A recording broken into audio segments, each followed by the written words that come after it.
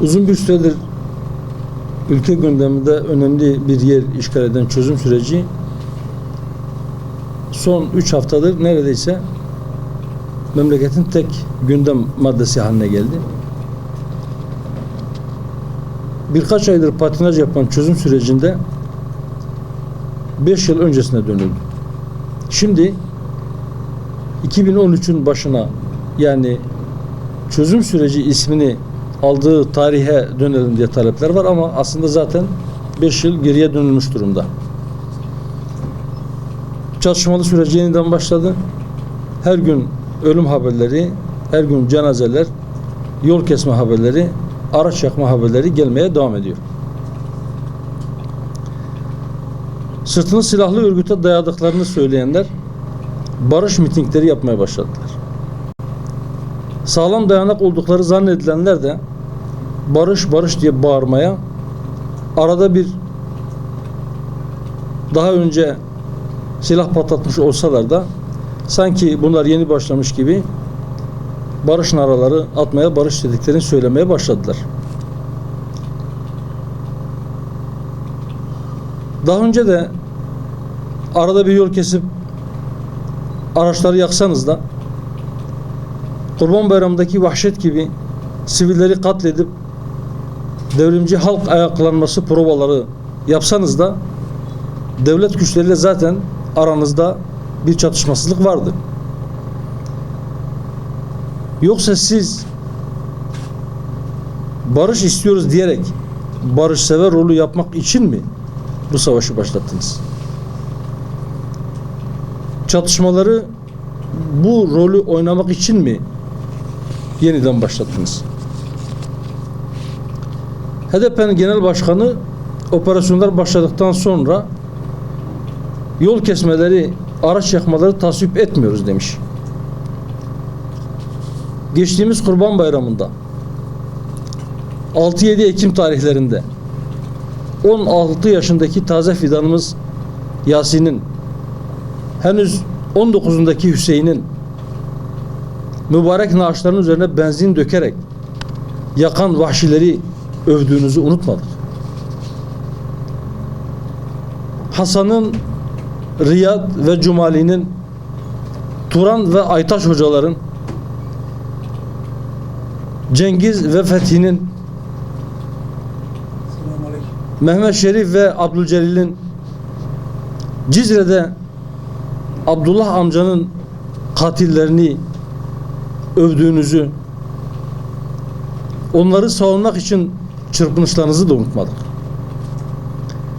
Cizre'de 8 aylık hamile kadıncağızı 2 yaşındaki çocuğuyla beraber diri diri yakmaya çalışanların avukatlığını yaptığınızı da unutmadık. Unutmayacağız. Vahşette sırtlanları bile utandıracak 6-8 Ekim olaylarına halen daha görkemli bir serhildan demeye devam ediyorsunuz. O yüzden size inanmıyoruz. Barışsever olduğunuza kimse inanmıyor. Size olan muhabbetinden dolayı gözü körleşmiş muhipleriniz bile bundan sonra sizi sorgulamaya başlayacaklar. 35 yıldır döktüğünüz kan yeter artık. Mazlum Kürt halkının cesetlerinden oluşturduğunuz dağların zirvelerine tırmandınız. Orada oturdunuz. Kandan bir saltanat, makamlar ve servet devşirdiniz. Yeter artık. Bundan sonra döktüğünüz veya döktürdüğünüz her damla kan sizin ayaklarınızın kaymasına neden olacaktır.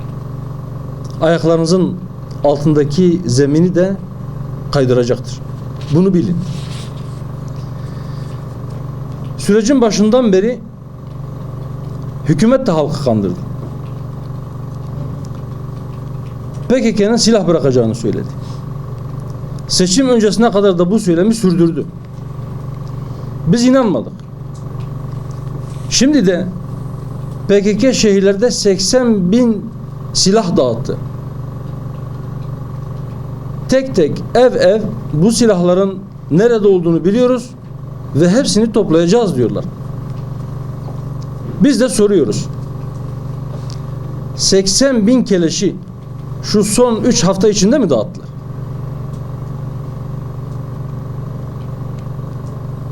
Bu silahların tek tek nerede saklandığını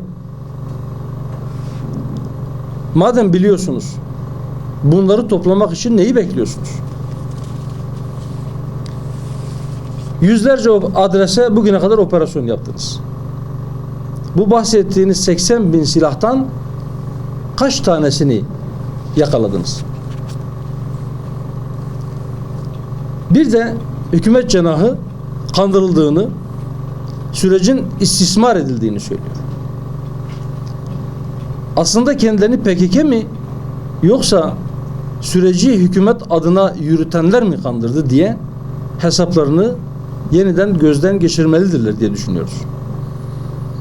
Her gün bir PKK yöneticisi silah bırakmak bizim gündemimizde yoktur, biz silah bırakmayacağız diye söylerken, bu yönlü demeçler verirken siz kulaklarınızı mı tıkadınız yoksa polyanacılık mı oynuyorsunuz?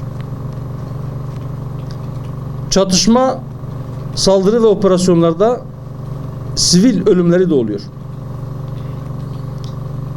Sivillerin ölmesine yönelik tepkiler de tek taraflı. Samimiyetten uzak. HDP Irak Kürdistan'daki Zergele'ye heyet gönderiyor. Sulopi ve Ağrı'da öldürülenlerin de sivil olduğunu iddia ediyor. Ama Sarıkamış'ta katledilen demiryolu işçisini veya Çınar'da çayhanada otururken katledilen Osman Caran için herhangi bir tepki vermiyor. Öte yandan PKK'nın sivilleri de öldürdüğünü söyleyen hükümet ve yandaşları Zergele'de öldürülen 8 aylık hamile kadını ve çocukları da terörist olarak vasıflandırıyor.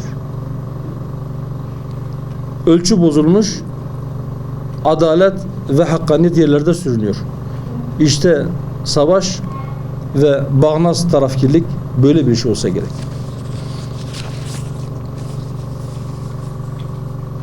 Eninde sonunda bir gün gelecek, bu halk hepinizin iç yüzünü de gerçek niyetlerinizi de görecek.